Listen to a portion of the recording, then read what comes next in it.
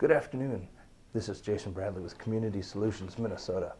And have you ever asked yourself, why do I pick the lesser of two evils when it comes to elections? You know, you don't have to. In Minnesota, we have what's called a caucus state. So we have this system of caucuses and conventions. And why are they important? Why should you care?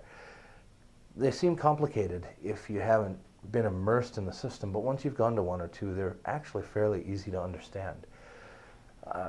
It's where all party decisions are made and where leadership is elected. If you want a voice, you need to take an active role in government.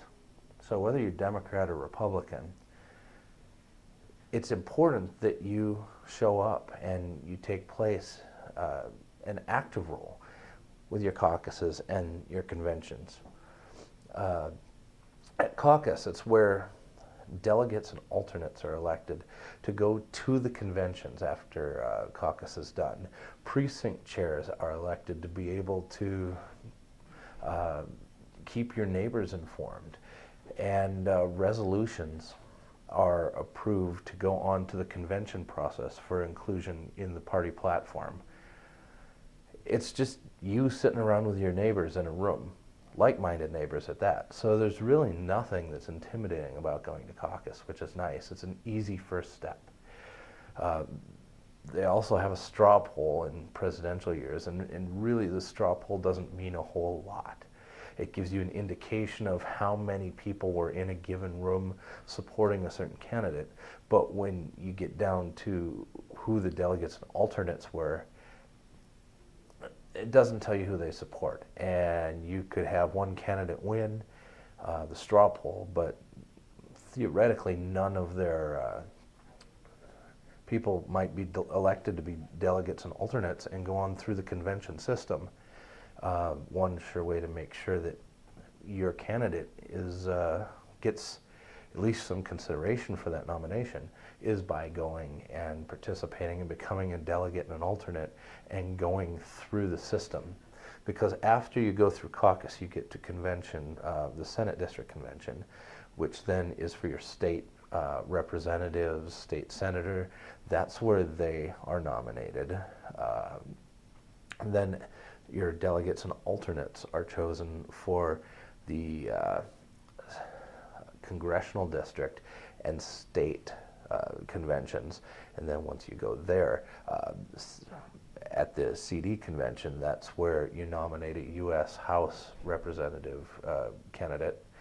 And then at the state, that's where you would nominate state senator candidates, your governor candidate.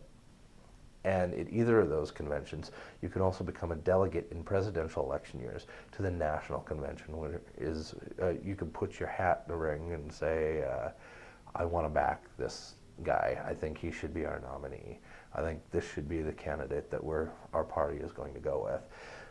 And so a lot of us wonder what happens when, I don't support this guy, and I don't think the party supports this guy, but here we are. Because you didn't become involved in the party, then that allows the party to kind of push whoever they want to be the nominee.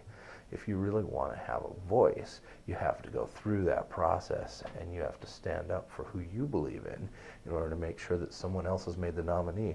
And some people just want to pick a winner. They get involved in the political game. Well, this is your chance to be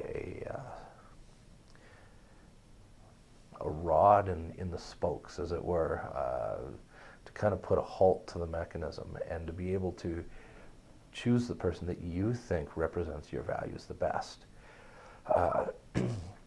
It gives you a direct voice, not only in who you're nominating then to run your country, but who's to run your party. In party leadership, it gives you a voice in who your leaders are and an opportunity to play that role yourself if you're so interested, to become a vice chair of your immediate area or a chair of your Senate district or so on.